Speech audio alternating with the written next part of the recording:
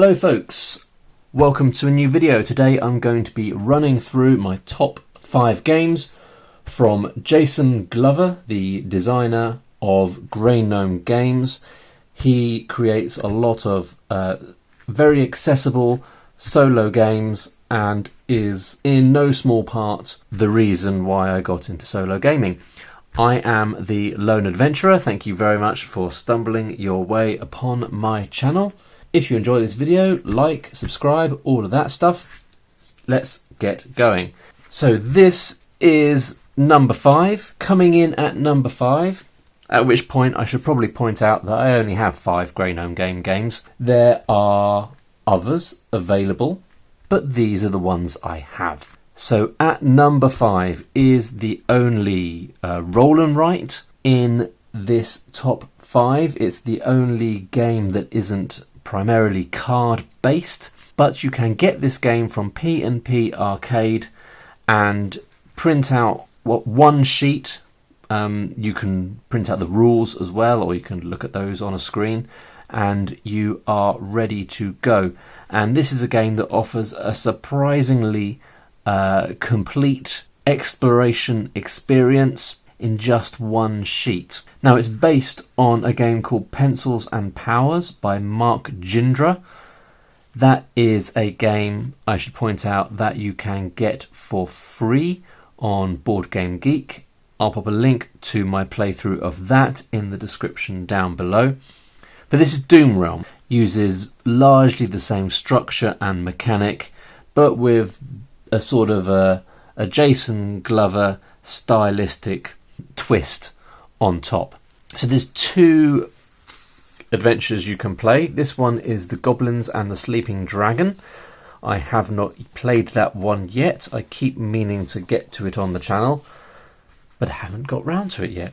And this is Rise of the Troll King, which I have played a couple of times, including on the channel. I think, all of a sudden I'm doubting myself, but I think I've played it on the channel. And then we've got a couple of sheets of rules explaining how you play the game. But it is very straightforward. Essentially, you roll a bunch of dice.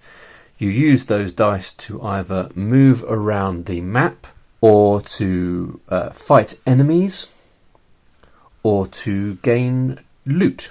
And then when you get to the end of 30 rounds, you tally up various points that you've scored, and that gives you a total which you can compare to other playthroughs that you've done to see whether you've done better or worse. So each of these games has 3 heroes that you're taking in. Goblins and the Sleeping Dragon has a brute, a scoundrel, and an unseen. And Rise of the Troll King has watchman, assassin, and alchemist. And they all have different amounts of health and power. I can't quite recall what that's called. And different abilities that you can use. And you can level those characters up and improve them as you're playing. So that is Doom Realm. That's number 5. Let's go to number 4. Now this is a difficult decision because I really do like all of the games that I have from Grey Gnome Games. So in at number 4 I'm going to put Tin Helm, which is the first of the tin games that we're going to see today. So this I got from GameFound in America. It wasn't particularly cheap to get this sent over, but for these games it is worth it. But I think Tin Helm, fairly sure, is up on P&P Arcade now. So if you're a creative type and you're up for the challenge of printing and playing your own games, you can do that. I'm going to open this and show you what it's all about. In the tin, we've got a few dice and coloured cubes over there. We've got some small cards, we've got some big cards. Our small cards, we've got these, which I believe are starting items for your characters.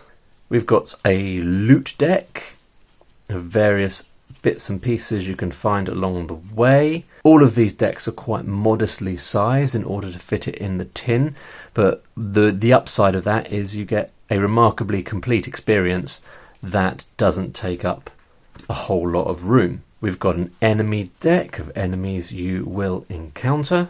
So we've got the Doom Skull, the Watcher, Spider Eye, Spider, and various other enemies. And then you've got the Explore deck, and this is the deck that represents your journey through the dungeon in which this game is set. And this is the first game that uses the mechanic of choosing between two cards that Jason uses in many of his games. So here in the quarters, we would look at that and decide, are we going to stick around? If we do, we'd be fighting a monster and gaining treasure. If you say yes, then you would keep that card and flip over the next one to show what monster and what treasure you are getting. If I didn't want to explore that room, I would flip that card over, and then the next one would actually represent the room that you're in. So we would be in the stash looking for just treasure. So you have that risk because you don't know what the next room you encounter is going to be. Got some rules. We've got a couple of unique cards there. We've got an Auto Labyrinth and a Pigman that come in to play at various points. Charming Dark Rats. I'm not sure I've actually used that. I don't remember. Maybe that was from an expansion. Sometimes Jason gives away additional cards in new games for his old games as like little treats for people. I think that might be one of those. Then we've got the classes: Footpad, Parson, Alchemist, Druid and Marauder. And on the other side we have the characters of Gnome, Half-Orc, Human, Half-Folk, Merfolk and Crawling. And then last but not least, we've got a couple of little tracker cards to keep track of the various things you need to keep track of in this game. So there you go. This is a sort of very compact dungeon crawl experience where you are fighting enemies, gathering loot, hopefully staying alive long enough to, I believe, collect some shards of a powerful gem or something like that, and when you've collected them all, then you win. Alright, so that is Tin Helm. Next on the list we have Desolate, which is an earlier game that uses a lot of the mechanics of Tin Helm and other games that Jason has designed, but this one is set in space, and this is one that I printed out myself. It took me quite a long time to make because I wasn't very organised and I made mistakes and made too many of certain cards and missed out cards, but I got there in the end and made my own copy. So in Desolate, you've crashed on a failed rescue mission and you're trapped in a space station on a remote moon. You're not alone, there's aliens in there. They're not friendly aliens, they're unpleasant aliens, and you need to power up an escape shuttle before you run out of oxygen or are killed by the aliens. And so you've got to explore the space station with the hope of finding 5 power cells in order to get out. And it's the same deal as the previous game. You draw 2 cards, you reveal one, you look at it, you decide if you want to resolve that card. If you don't, you flip over the other one and you have to resolve that card. So in this case it would have worked out quite nicely because we are in engineering and we find one of the power cells that we need to survive. So if you encounter an alien like that, you flip over a conflict card and that gives you the required information in order to fight the alien and hopefully win. That involves some dice chucking and possibly losing some health. You track your health on this card over here. You've also got a tracker here for ammo and for oxygen. If you run out of ammo, then you can only do 1 point of damage at a time, I think it is. Yeah, you place it that way round Not sure it matters too much, but that's how you're supposed to place it. Aliens always attack first. They do. This particular alien is going to be doing 2 points of damage. You have to decide how much ammo you're going to assign to this particular round of combat. You roll dice for each ammo assigned, so 1 dice for each ammo assigned, and then you do some damage. Hopefully you take the health of the alien down. The health of the alien is tracked over here, so this alien has got 4 health to start with, and then if you defeat it, you get to fight another day. Then there's some items. I think these are starting items, so these add a bit of variability to your experience. If you're starting with space armor, then that means you begin the game with 4 extra health. If you're starting with an extended mag, that means you begin the game with 3 extra ammo. Plasma mine is a 1-use item. You roll up to 4 dice and sum the damage dealt to your foe. For each die you rolled, you sustain 1 damage. So that adds a bit of variety. We've also got some characters to make the game easier or harder. Those were part of the Dark Matters expansion that I made, which also introduces afflictions that you can get as you're playing that make the game more difficult and challenging. So there you go. If you are looking for a space-themed game that's super easy to pick up, really easy to play, then Desolate may be the one you're looking for. So Desolate is my choice for my 3rd favourite game from Grey Gnome Games. Number 2 is Gate, which is my other tin game that I have got. And this is also the Gates expansion, which adds a bunch of other stuff. This game is a little bit different to Tin, Helm and Desolate, where those ones could be described as exploration, dungeon crawly type games.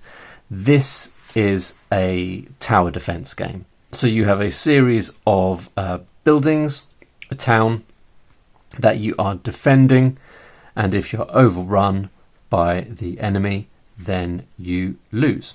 Right, so we've got a little reminder card that tells us the different ways we can spend money and the turn sequence on the back. These are the buildings that you are defending. They will each start with a health. So the mill starts with 4, I think, and your gate, which is your main one, starts with 12. If your gate is destroyed, then you lose. Each of the buildings gives you a special ability. So the tavern gives you +1 when calming once per turn while still standing. So these abilities only help you if that building is still standing, because they can get destroyed. When they're destroyed, any damage that would have been done to that building is actually done to the gate instead, which speeds up the demise of the gate and your ultimate defeat. We've also got the pyramid, which tracks the level of fear that the townsfolk are experiencing, and when you hit certain icons on these, certain things happen. Well, I see what I've done. I've split the cards across the expansion box as well. Okay, so here we have got all of your character cards. These are the characters that you can utilize as you're defending your town. So this is essentially a deck building game. You build up a little deck of cards that you run through. I think there are some starting characters in here. Yep, there they are. They've got an S on them. So you start with those guys, and as you go through, you'll gradually add 1 or 2 or 3 or 4 or 5 more powerful cards to your deck. And then when you draw them in a turn, they allow you to do particular things. So here we would have a purchase power of 2, 3, 4.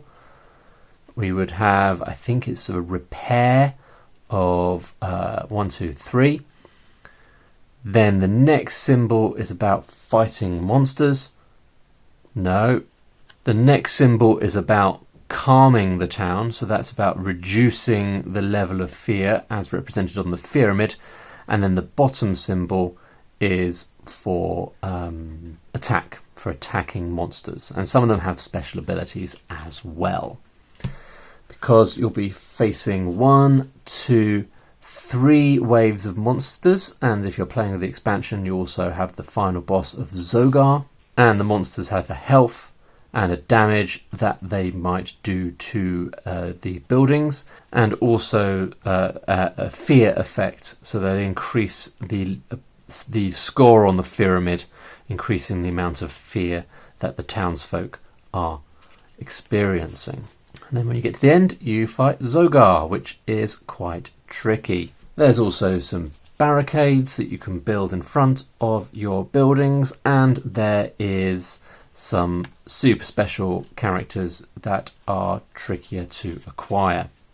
And that is essentially it. If your gate is destroyed, you lose. If the pyramid gets to the top level, you lose. And that is Gate, with the Gates expansion. My choice for my second favourite game from Grey Gnome Games. And my favourite game, my number one game from Grey Gnome Games at the moment, because there's a couple more games in the works, is Iron Helm. And I doubt that is much of a surprise to anybody. Anybody who knows the channel knows that I've done a bunch of playthroughs of this, and I've played it a lot.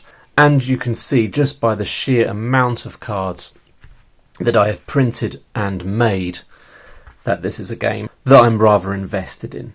This is a game that is quite straightforward but has a surprising amount of depth.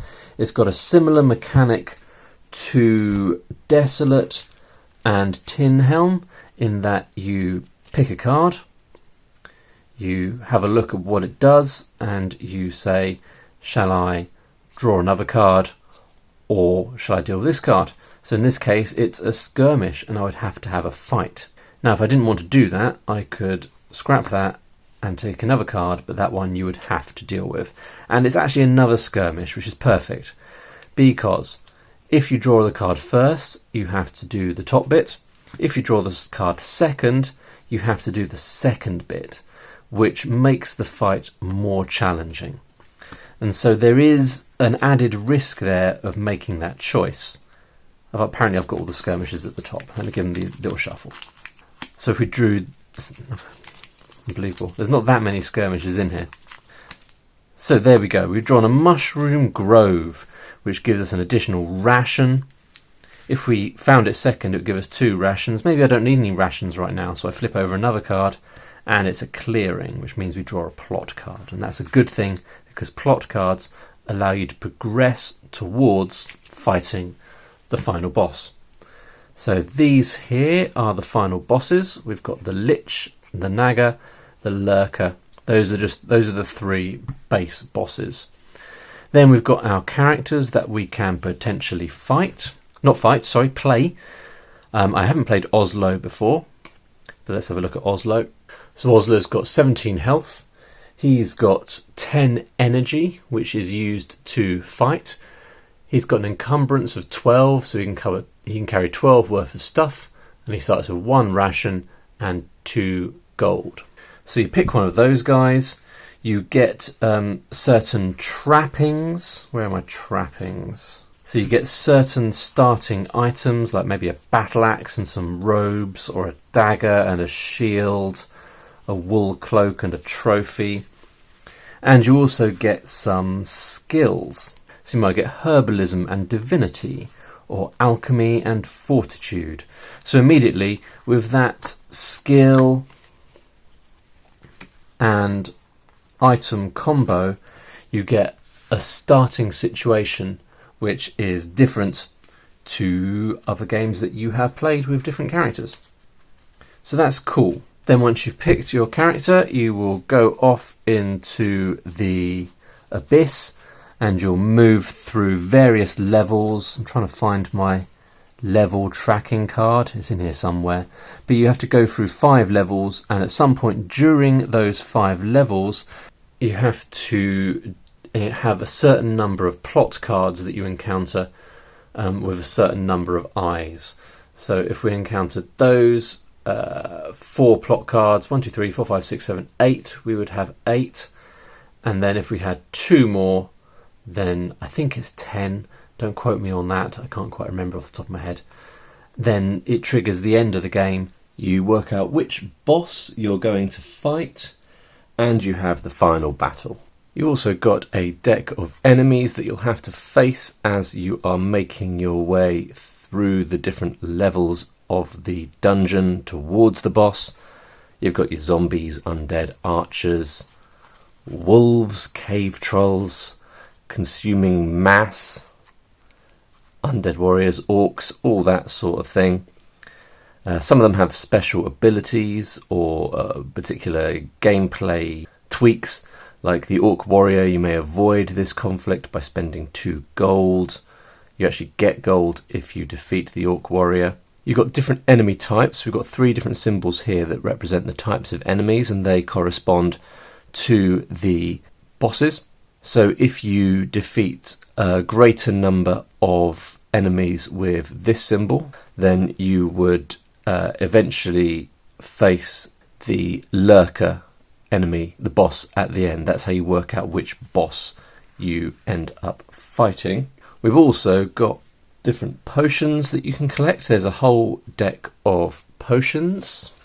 We've got a loot deck, so that's obviously stuff that you can find as you're exploring the dungeon and defeating enemies, and you can have a certain amount of loot based upon the encumbrance score of your character.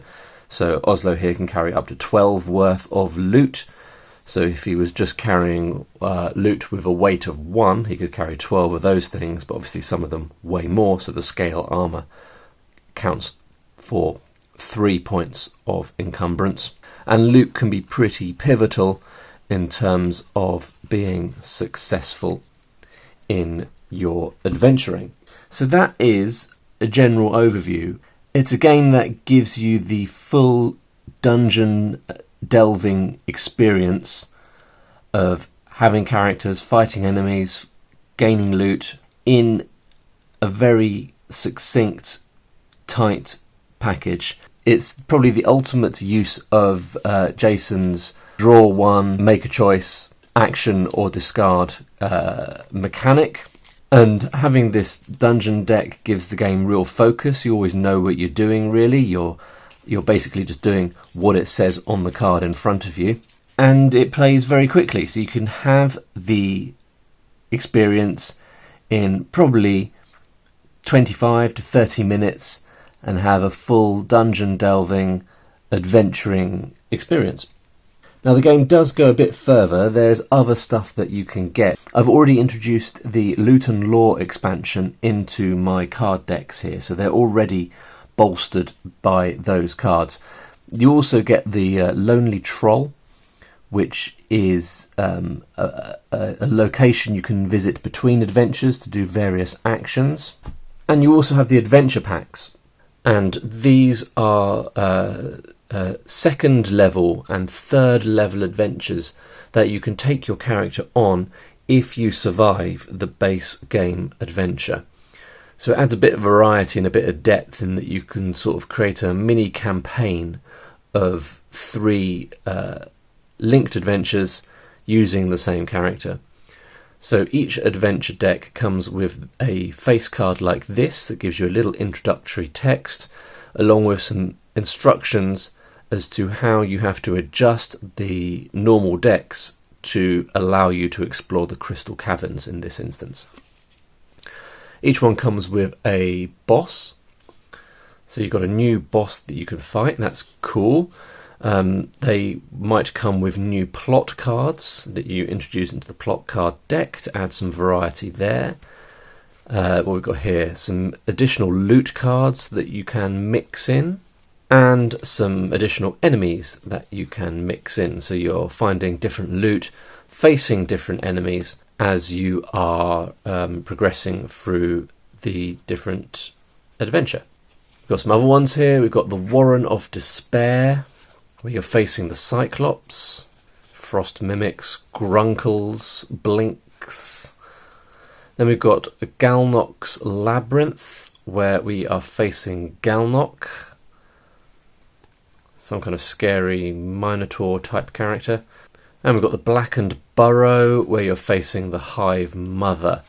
There are other adventures as well, but those are the ones I've got. So as it stands, that is my Iron Helm collection.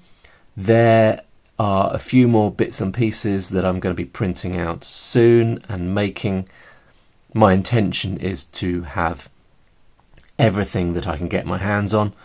I've made a good start, but I've got a little way to go before I have got a complete collection.